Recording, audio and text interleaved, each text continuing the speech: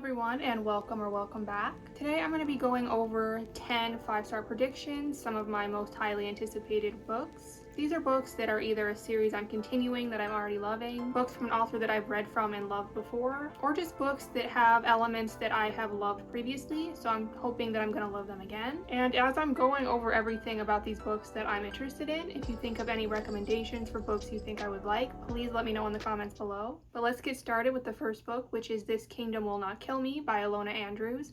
And this is the first book in the Maggie the Undying series. And in this one, we follow Maggie, who wakes up in the world of her favorite unfinished fantasy book series. She uses her vast knowledge of this series as her only resource to navigate this world. But instead of trying to find her way home, she ends up trying to change the story to save the characters she loves from the ending that she knows awaits them. This one is a new release that I've just heard really good things about. This sounds like a really fun and unique plot. The plot of the book that she's supposed to be inside of sounds interesting. It mentions war and magical creatures, two things that I would really enjoy. All together, it sounds like something that could be really interesting, and I have really high hopes for this one. Book number 2 is Hazelthorn by C.G. Drews. This is a YA horror following Evander, who lives in Hazelthorn Estate with his billionaire reclusive guardian named Byron. There are 3 rules that Evander must always follow. He can never leave the estate, he can never go in the gardens, and he can never again be alone with Byron's grandson Laurie, who tried to kill Evander 7 years prior. And then Byron suddenly dies and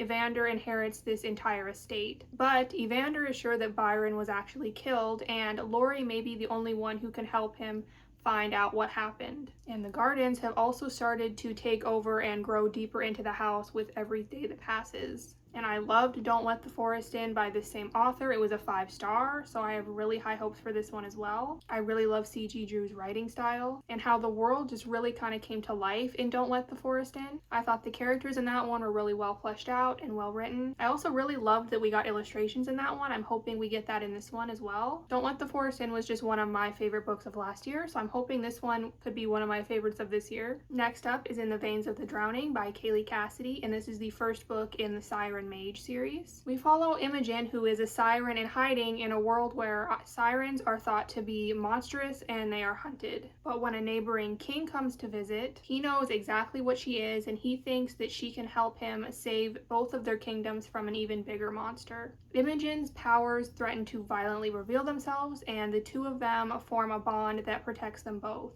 And then they flee the kingdom through waters full of the undead. I have heard the atmosphere in this one compared to the Shepherd King duology, which is a favorite of mine, and that makes me think it's going to be dark gothic fantasy, which I love. The waters full of the undead certainly intrigue me. I don't think I've ever read anything with sirens, so I'm excited to give that a shot. And the second book comes out soon as well, but mostly it's the comparison to the Shepherd King that really has me thinking this could be a favorite for me. Next up is An Ember in the Ashes by Saba Tahir, and this is the first book in the An Ember in the Ashes series. And in this, we follow Leia, who is living under the Martial Empire, where defiance means death.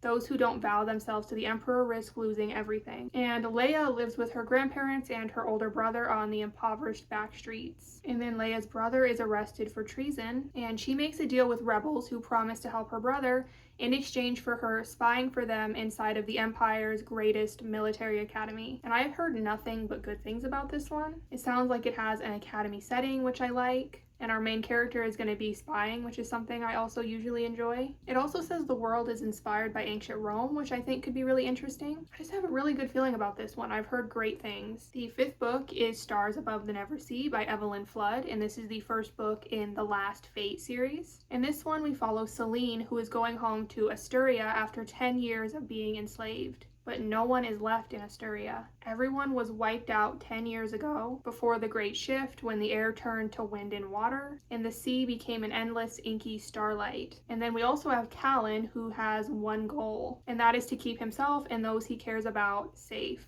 And to do so, he follows orders to transport desperately needed goods across the Neversea. But the Neversea is made entirely of starlight, and falling overboard would send you tumbling into unending night. I think this one sounds really unique and exciting. The idea of the Neversea terrifies me, and I think it will be really tense and nerve-wracking. The synopsis mentions found family, which is often a big part of my favorite books. It also mentions rage, emotional angst, and a love that defies the gods themselves. I believe this is also a fae fantasy, which is something that I usually really like. Overall, it just sounds like something really unique and exciting and like something I could really love. Next up is Inked in Ashes by Shannon Mayer, and this is the first book in the Inkbound series. In this one, our main character has spent 25 years in the Hollow, dreaming of a faraway land that she doesn't understand. The only two things keeping her going are her falcon Fetch and her best friend Molly. But Molly's plan to land a royal husband goes awry, and Molly ends up stabbing the king in the chest with a glass stiletto. And so our main character and Molly have to get out and fast. But the palace sorcerer is doing everything possible to find the culprit,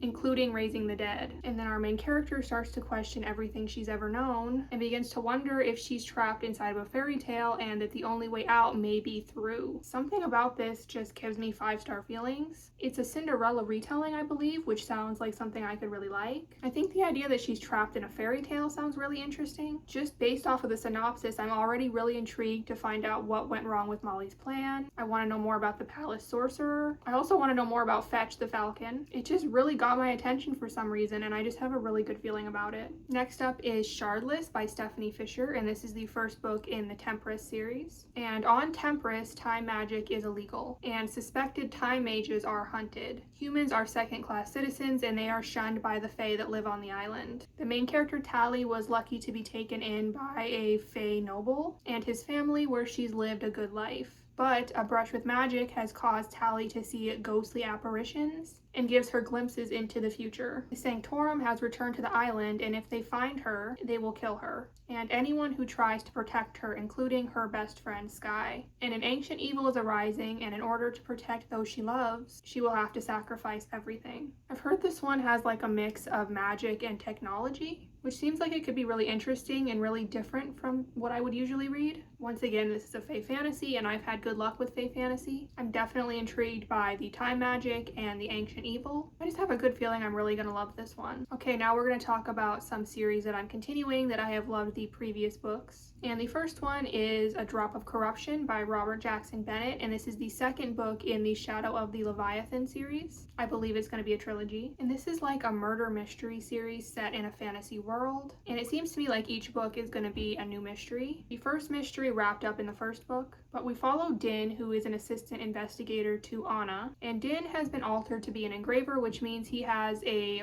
perfect memory, and he acts as Anna's eyes and ears because Anna has some quirks, and they include her wearing a blindfold most of the time and never wanting to leave her house. In the second book, Anna and Din are assigned a case involving a treasury officer who has disappeared. But before long, they discover that this case is not a disappearance, but a murder, and it's just the beginning. The target seems to be the Shroud, where the Leviathan carcasses are studied for their magic. If the Shroud were to fall, it would be disastrous, as the Empire will be drained of magic. And I loved book 1, I gave it 5 stars. I love murder mystery, I love fantasy, so combining them just really worked for me. I loved Anna and Din, they make a great team, and their dynamic is really fun. I thought the mystery was really well done and well paced, and I thought the fantasy world was really interesting. So I definitely foresee the second book and probably every book in this series being a 5-star. Next up is The Liar's Knot by M.A. Carrick. And this is the second book in the Rook and Rose trilogy. This is set in Nadezhra, which is one of 2 city-states that were created after the war, where the Leganti invaded the Vrasenians. To end the war, there was an agreement to split the land into 2 city-states, and control of Nadezhra was given to the Leganti, with all of the seats in the Sinkarat, which rules over Nadezhra, going to Leganti nobility. The Vrasenians that live in Nadezhra are really not treated well. The Leganti are really prejudiced towards them. And our main character, Ren, is actually originally from Nadezhra, but she fled from a crime family that she was formerly a part of. And Ren is half Vrasenian. Her mom was Vrasenian and raised her as a single mother. So Ren was raised in Nadezhra dealing with this prejudice from the Leganti, and she has returned to get what she feels she and everyone she cares about is owed. To do so, she is trying to con her way into a noble household by pretending to be an estranged family member. While she's there, a strange nightmare magic appears, and she gets involved in trying to figure it out. I loved book 1, I gave it 5 stars. I just think the magic system in this is really unique. We have Numenatria, which uses ancient geometry. We have Pattern, which is kind of like tarot.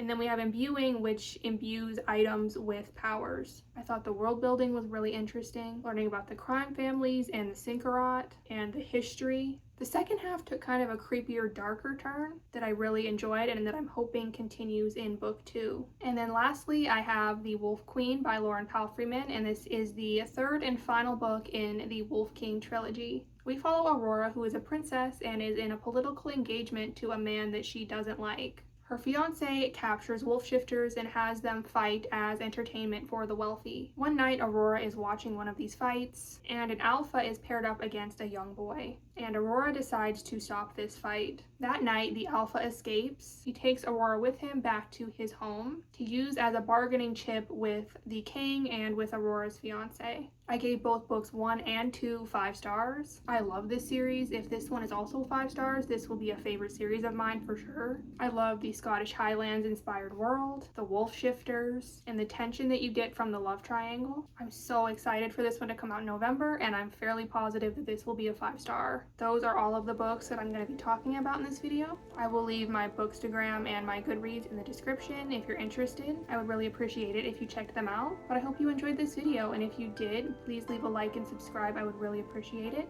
And I hope to see you all in the next one.